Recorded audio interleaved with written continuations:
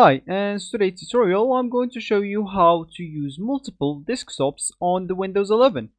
So first of all, of course, all we need to do is just go and open whatever your PC going to use that contains, of course, the Windows 11. If you're a Windows 10 user, you can actually upgrade into Windows 11 for free through your settings.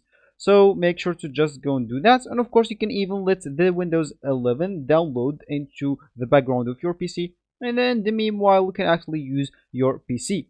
So once you do that, of course, and if the download is finished, you will actually be notified by a notification so you can reboot or restart your PC.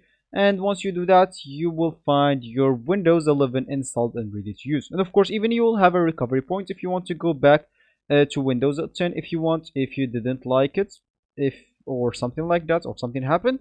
And as we said, is we would like to use multiple desktops on the Windows 11. So what you would like to do if you want to use multiple desktops on this Windows 11 simply is to click Windows key, then tab on your keyboard. If you click on that, as you can see, this appears to me.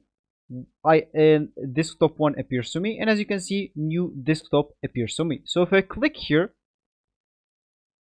this will open actually a new desktop for me.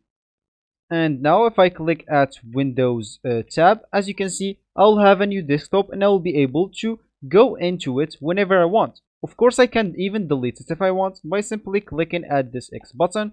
And of course, I can click multiple desktops, and of course, one desktop could be different than another. So of course, you can let one desktop for studying, one desktop for gaming, and etc.